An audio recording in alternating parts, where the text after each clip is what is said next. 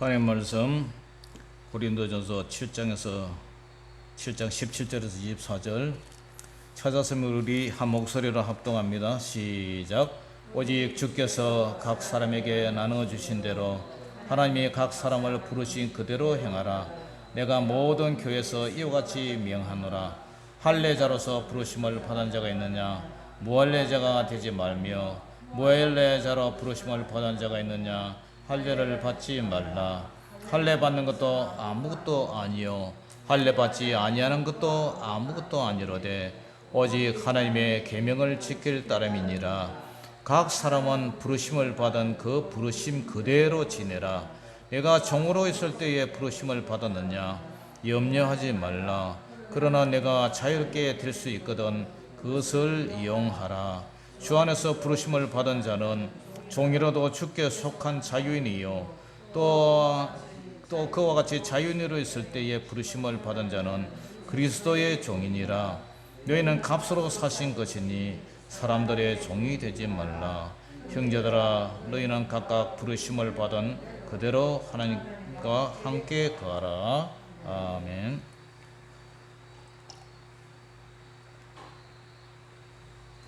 오늘은 고린도전서 강의 21번째 따라해 봅니다. 부르신 그대로. 부르신 그대로. 지금까지 결혼과 이혼 문제에 대한 교훈은 사도 바울은 본문에서 이제 이 문제를 일반화시킵니다. 일반화시키면서 그 다음에 오늘 본문에서는 할례 문제, 노예 문제, 그까지 이제 확대를 해서 이제 편지를 썼죠.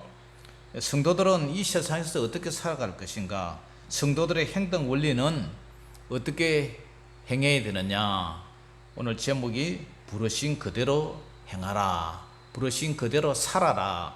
부르신 그대로 지내라. 부르신 그대로 걸어가라. 이런 뜻으로 얘기를 하고 있습니다. 자, 할례자와 무할례자 할 때 부르심을 받은 사람은 어떻게 살아야 되느냐? 17절에서 20절까지 같이 한 읽어봅니다. 우리가 읽었지만 다시 시작. 오직 주께서 각 사람에게 나누어 주신 대로 하나님이 각 사람을 부르신 그대로 행하라. 내가 모든 교회에서 이와 같이 명하노라. 할례로서 부르심을 받은 자가 있느냐? 무할례자가 되지 말며 무할례자로 부르심을 받은 자가 있느냐? 할례를 받지 말라. 할례 받는 것도 아무것도 아니요 할례 받지 아니하는 것도 아무것도 아니로되 오직 하나님의 계명을 지킬 따름이니라. 각 사람은 부르심을 받은 그 부르심 그대로 지내라. 아멘. 바울은 성도들에게 하나님께서 각 사람에게 부르신 그대로 행할 것을 명합니다. 우리 장로님은 장로님대로 부르심을 받았고, 근사님은 근사님대로 부르심을 받았고, 저는 목회자로 부르심을 받았고, 그죠? 목사도 장로예요. 목사는 말씀을 가르치는 말씀 장로와 행정을 책임지는 지리 장로, 그렇고 장로님은 성도들의 대표자로서 그냥 교회 살림을 하고 하는 그런 지리 장로, 이제 그렇죠, 그죠? 그래서 우리는 하나님의 부르심에 의해서 다양한 환경 속에서 각 사람이 이 모양 저 모양으로 부르신 대로 우리가 살고 있어요.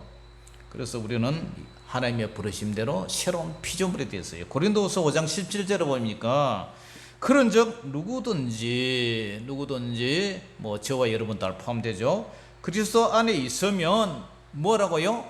새로운 피조물이라. 새롭게 지음을 받았다, 그죠? 새로운 피조물이라. 이전 것은 지나갔으니 보라 새 것이 되었도다. 과거에 여러분들이 어떠한 삶을 살았든지 하나님은 그거를 묻지 않아요. 이제는 예수 믿은 후에는 새로운 피조물, 새롭게 만들어진 그런 창조물이라는 거죠. 믿음의 조상 아브라함은 바벨론의 갈대아 우르에서 부르심을 받았어요. 예수님의 12제자도 마찬가지예요. 그들은 어떤 사람은 물고기 잡는 어부였고, 어떤 사람은 뭐 세리마태 같은 사람은 세관에서 근무하는 세무 공무원이었죠. 사도 바울은 예수를 믿는 성도들을 핍박하고 죽이기까지 하는 그러한 율법에 매여 있던 유대교 교인이었죠. 저는 과거에 26살 때 이제 교회를 다니기 시작해가지고 불교에 심취해 있던, 아주 불교에 심취해 있던 그런 청년이었죠. 그런데 그것이 부러져 가지고 사도 바울처럼 뒤집어져 가지고 하나님을 전하는 종이 되었습니다.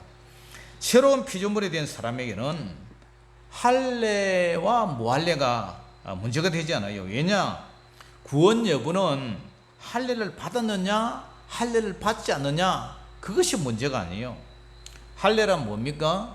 구약에서 모세율법에 의하면 출생한 지 8일 만에 그 아기의, 남자 아기의 성기에 고추에, 그죠? 표피를 베낸다. 포경수술하는 거죠. 포경수술. 왜냐? 그 아담과 하와에서 전하는 그 죄의 원죄, 그 유전이 뭘로 이루어져요?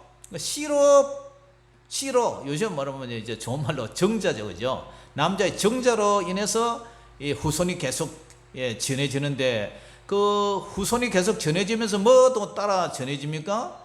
죄도 같이 물러반단 말이에요. 조상으로부터 내려오는 그 원죄. 그래서 이 아가에게 그 포경 수술을 하면서 표피를 제거함으로써 그게 뭐예요? 부정을 제거하는 거예요. 부정, 죄를 제거하는 거예요. 그 의식이. 그래서 조상으로부터 유전되는 그 원죄를 제거한다는 의미예요. 왜냐? 이 표피를 제거하면 그게 뭐가 나와요? 피가 나오죠. 피. 그러니까 피는 뭘 의미하느냐면은, 피는 그죠? 하나님의 언약이에요. 언약. 그래서 이 피 없이는 죄를 정결할 수 있는 방법이 없어요. 그래서 사람이 죄를 지으면 구약에는 뭐였어요? 동물을 죽여서 동물의 피를 받아서 그걸 뿌리고, 그 동물을 죽임으로 해서 이제 죄를 사함을 받는 의식을 치르지 않습니까? 그런데 이제 새 언약에 와서 그 언약의 이제 주인공 되신 우리 예수님이 십자가에서 우리의 죄를 대신해서 십자가에서 피를 흘리며 죽으셨단 말이에요. 그러니까 이 피가 뭐예요? 피는 생명이에요. 피를 흘려버리면 사람이 죽잖아요. 모든 생명의 근원은 피에 있잖아요. 그러니까 우리가 짐승을 잡아 먹을 때도 피를 먹지 말라 그러지 않습니까? 피를 다 흘리고, 그래서 그 짐승을 잡아 먹으라, 이런 이제 구약의 율법이 있죠. 그래서 피가 없이는 죄를 정결할 수가 없어요. 그래서 아기에게 8일 난 아기에게 이 할례를 행함으로, 포경 수술을 함으로 죄를 끊어버린다. 죄를 끊어버린다. 이것은 하나님의 언약의 백성으로 살아간다, 그런 뜻이에요. 그래서 이것을 유대인들은 아주 중요하게 생각했어요. 그래서 이방인들이 할례 문제 가지고 늘 그걸 걸고 넘어갔어요. 예수를 믿는다 할지라도 할례는 받아야 된다고 이렇게 생각을 했어요. 그래서 로마서 2장 25절에서 29절을 보면 사도 바울이 로마 교회에 뭐라 하냐면은, 내가 율법을 행하면 할례가 유익하지만 만일 율법을 범하면 네 할례가 무슨 필요가 있냐? 네가 하나님 말씀대로 산다 하면서도 할례를 했다고 해서 말씀대로 안 살면 그 할례인 게 무슨 소용이 있냐? 그런즉 할례 안 받은 무할례자가 만약에 율법을 지키면 그 무할례를 할례같이 여길 것이 아니냐?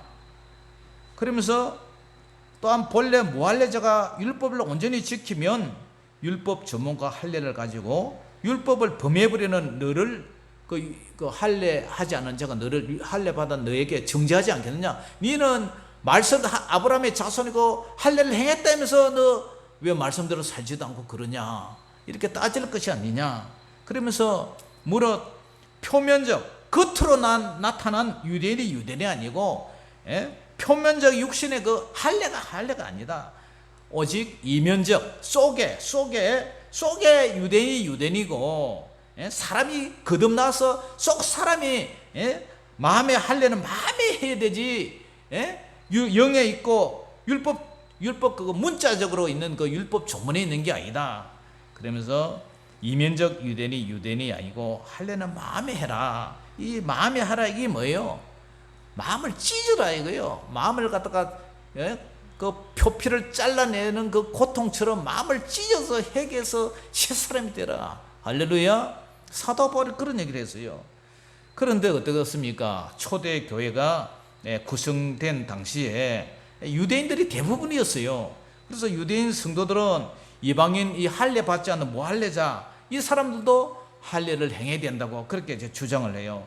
그런데 이 바울이 가는 곳마다 이 할례 문제 때문에 유대인과 대립을 합니다. 사도행전 21장 20절에서 22절로 그러는데요. 심지어 예루살렘 교회에서도 오해를 사요. 그래서 할례 문제 때문에 1차 예루살렘 공동회의가 사도행전 15장에 있는데 그때 어떻게 결론이 나냐면 음식 문제, 우상에게 제사 지낸 것, 음식 문제, 피를 먹지 말되 할례 그거는 문제가 되지 않는다. 그렇게 이제 결론을 내렸어요. 그래서 이러한 문제 때문에 어떤 사람은 할례를 받은 유대인으로서 기독교로 예수님으로 부르심을 받은 사람도 있고 어떤 사람은 무할례자로서 이방인인데 유대인도 아닌데 기독교인으로서 이렇게 부름을 받은 사람이 있단 말이죠. 그래서 사도 바울은 이러한 자들에게 할례자는 구태여 무할례자가 되지 말고 무할례자는 구태여 구태여 그렇다고 해서 할례를 구태여 받을 필요가 뭐 있느냐 이렇게 얘기를 해요. 그래서 하나님께 부르심을 받기 전에 할례자였든 무할례자였든 그거는 예수 믿는데 아무런 상관이 없다. 가장 중요한 것은 현재 하나님의 복음을 쫓아서 하나님의 계명을 지킬 따릅니다. 그것이 가장 중요하다 이렇게 얘기를 해요. 여기서 하나님의 계명을 지킨다는 것은 모세의 율법에 나오는 십계명, 크게 말해서 십계명이고 하나님 사랑, 이웃 사랑, 그 다음에 하나님 사랑, 이웃 사랑을 핵심적으로 하나로 하면 사랑이잖아요. 사랑, 그죠? 사랑. 그 하나님의 계명, 사랑의 정신으로 각자 처한 행편과 삶의 위치에서 복음에 순종하는 믿음, 그것이 가장 중요하지. 할례자나 무할례자 그거는 아무것도 아니다 이렇게 해요. 그래서 갈라디아서 5장 6절에도 그리스도 예수 안에서는 할례나 무할례나 효력이 없으되 사랑으로서 역사하는 무엇뿐이다? 믿음뿐이다. 할렐루야. 그러므로 할례는 육체의 할례가 아니라 이면적 할례, 우리의 마음을 찢는다는 것은 회개하는 거죠. 회개해서 내가 거듭난 믿음으로 회개해서 하나님의 말씀대로 사는 그 믿음, 그 사랑, 그것이 가장 중요하다는 사실을 오늘 얘기하고 있습니다.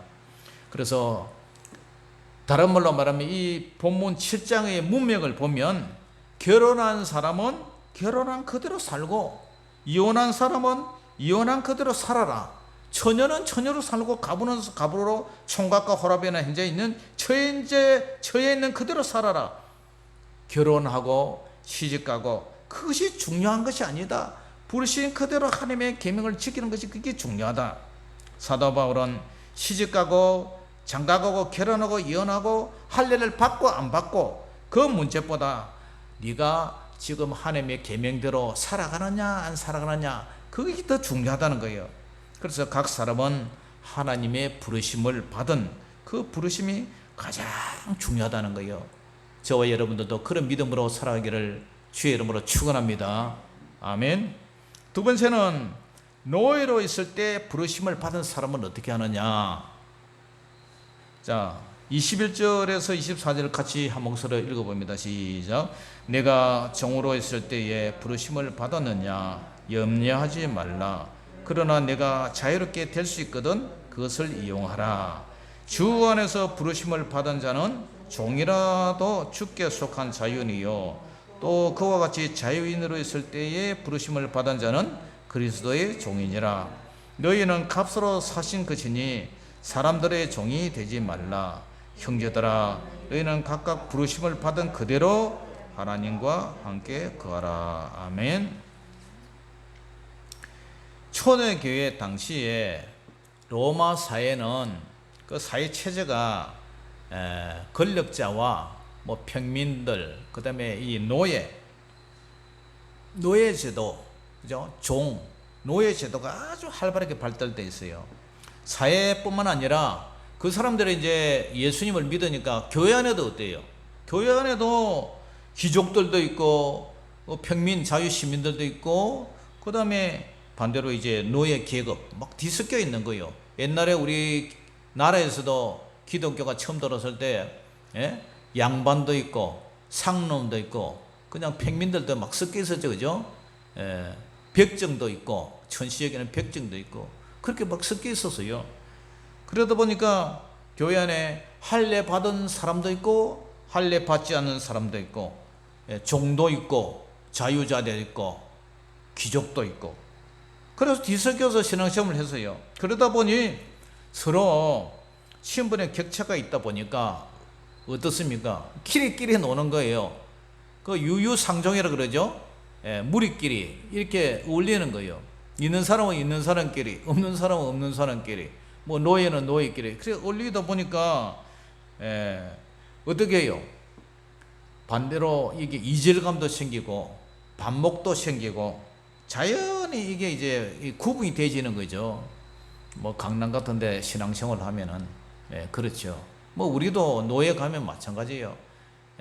큰 교회 장로님들이 막 수십 명 쫙 있는 교회하고 우리처럼 시골에 미자리 교회, 이런 교회, 당에도 없어가지고 미조직 교회라고 그러죠.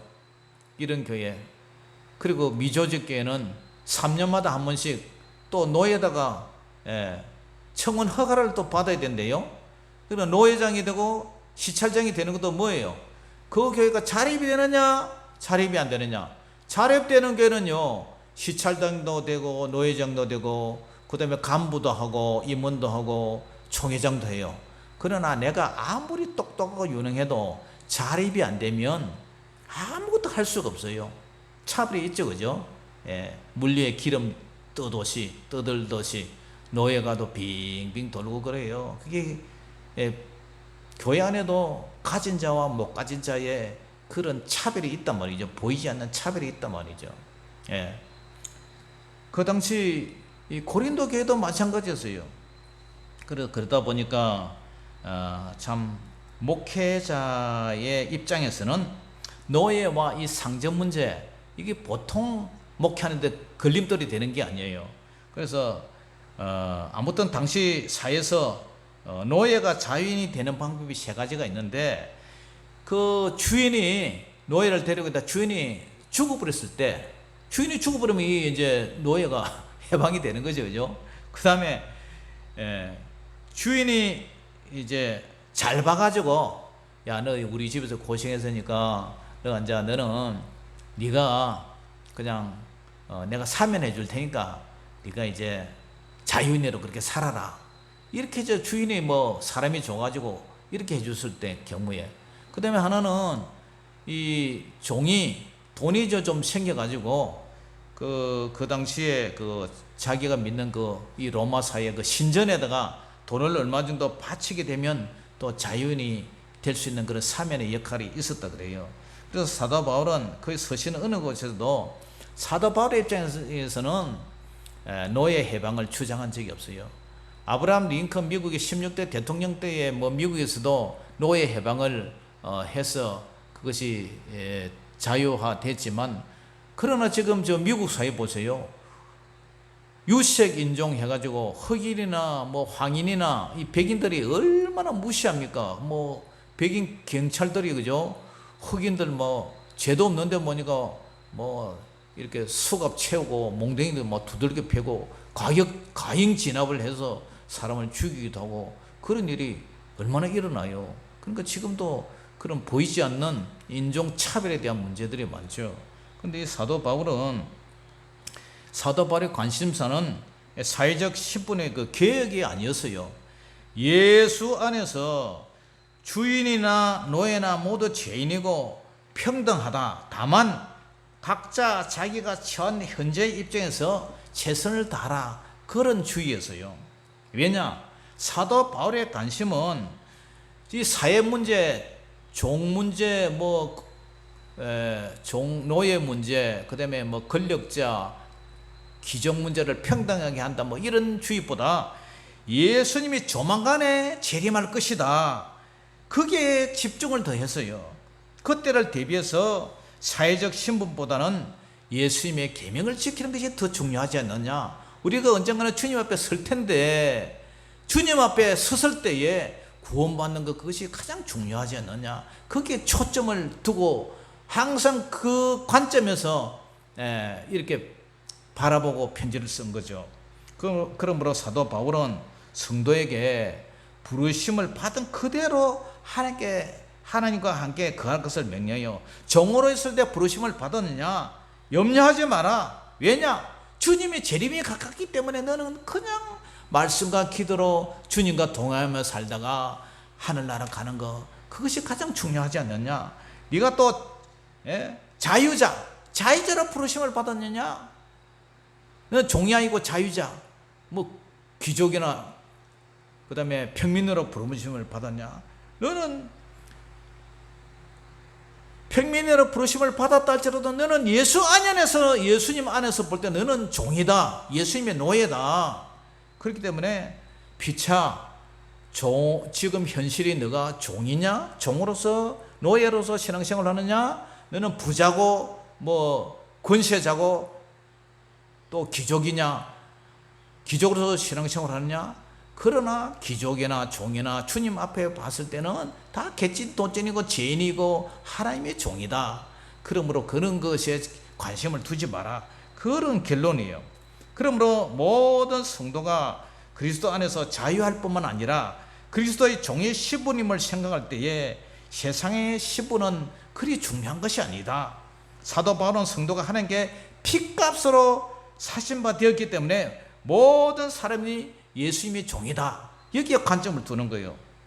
그렇기 때문에 육체적 종의 신분을 벗어나라는 뜻이 아니라 영적인 예수님의 종이라는 그런 생각, 영적으로 예수님의 예속된 그런 하나님의 종이라는 그런 생각으로 살아가라. 그렇기 때문에 부르신 그대로 그냥 살아가라 이거예요. 사랑하는 성도 여러분, 정말 임박한 예수님의 재림신앙, 내일 예수님이 온다면, 내일 예수님이 재림하신다면 오늘 우리가 종으로 살아가느냐, 권세자로 살아가느냐, 돈을 가진 자로 부자로 살아가느냐, 가난하게 살아가느냐, 그게 문제가 되겠어요, 그죠? 내일 예수님이 오신다면, 그리고 내일 예수님으로 오신다면 우리가 결혼 문제, 이혼 문제, 호레비로 사느냐, 총각으로 사느냐, 처녀로 사느냐, 그게 큰 문제가 아니에요. 우리의 중심은 늘 주님을 기다리는, 사모하는 그런 재림신앙으로 산다면 그것은 아무 문제가 될 것 없다. 사도 바울이 그런 주의예요. 그래서 사도 베드로도 이런 얘기를 해요. 우리의 형적, 우리의 모습, 우리의 외모는 순식간에 지나간다. 안개 같은 인생이다. 이러면서 베드로전서 1장 24절 25절에도 이런 얘기를 해요. 그러므로 모든 육체는 풀과 같고 그 모든 영광은 풀의 꽃과 같으니 풀은 마르고 꽃은 떨어지되 오직 주의 말씀은 세세토록 있다 했으니 그것이 바로 너에게 전한 복음이다. 아멘. 하나님의 말씀이다. 이런 얘기를 해요. 우리 화단에 곱게 피어있는 이 꽃들, 맨드라미, 코스모스, 장미, 채송화, 수많은 꽃들이 있잖아요. 이 꽃들이 가을이 지나고 서리가 내리면 그 아름다운 꽃도, 우리 이팔 청춘도 흔적도 없이 다 지나간다. 그러므로 우리는 주님을 기다리고 사모하는 그 말씀, 그것이 가장 중요하다. 영생이 가장 중요하다. 그렇다면 우리가 이 세상에서 좀 힘들고 좀 가난하고 배운 것이 좀 있고 없고 그건 아무 문제가 될 것이 없다. 내가 하나님 뜻대로 살아가느냐 안 살아가느냐, 그것이 가장 중요하다. 주님 앞에 섰을 때에 하나님께서 우리에게 어떻게 바라볼 것인가? 착하고 충성된 종아, 네가 나의 일에 참여했으니까 많은 상급을 줄 것이다 할 것인지, 주여 주여 하는 자마다 다 아버지께로 갈 것이 아니라 하나님의 뜻대로 사는 자가 천국에 들어간다는 그 말씀대로 할 것인지, 그것이 가장 중요하다는 거예요. 할렐루야.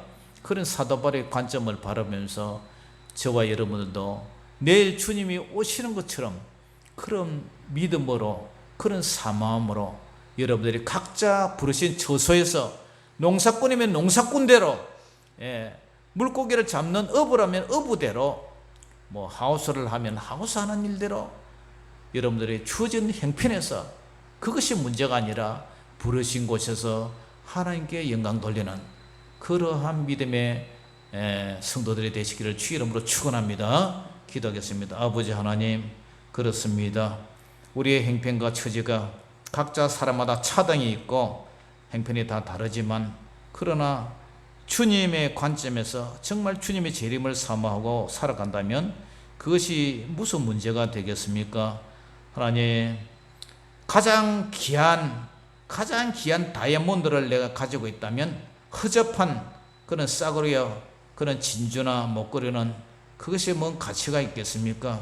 아버지 하나님, 그렇습니다. 우리에게도 그런 믿음을 주시고, 아버지, 밭에 황금이 보석이 묻혀 있다면 다른 것을 전부를 팔아서라도 그 묻혀있던 그 황금을, 그 보석을 쟁취하는 것처럼 다른 것에 우리가 집념하지 말고 관심 두지 말고 오직 주님을 사모하며 하늘나라를 소망하며 살아가는 저희들 되게 하여 주시옵소서.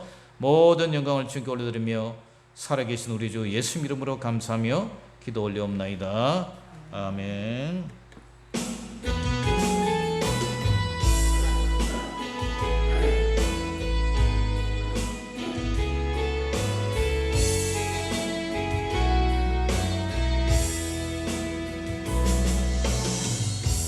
따스한 성령님, 마음으로 보내 내 몸을 감싸며 주어지는 평안함 만족함을 느끼네. 부르신 곳에서 나는 예배하네. 어떤 상황에도 나는 예배하네. 부르신 곳에서 나는 예배하네. 어떤 상황에도 나는 예배하네.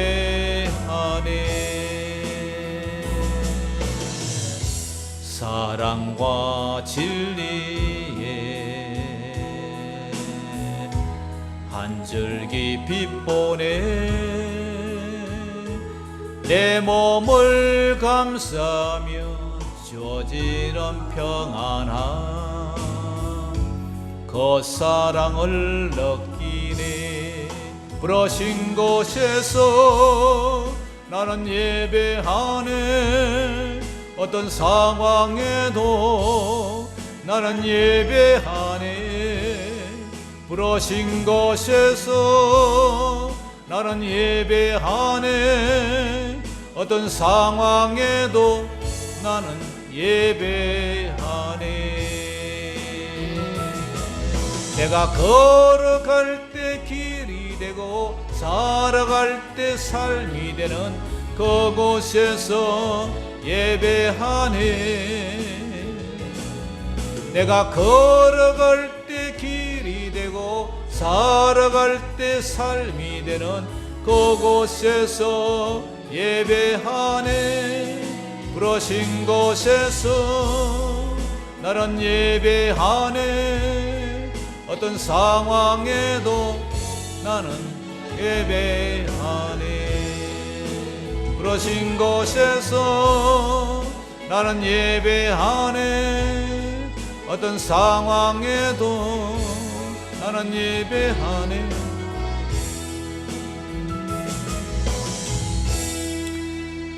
아버지 하나님, 부르신 곳에서 어떤 상황에서도 우리는 하나님께 예배드리고 늘 주어진 삶에 만족하며 천성을 바라보며 우리 주님과 영원히 함께 동거하며 살 그날을 삼하며 항상 믿음으로 주어진 삶에 감사하며 살 수 있도록 도와주시옵소서.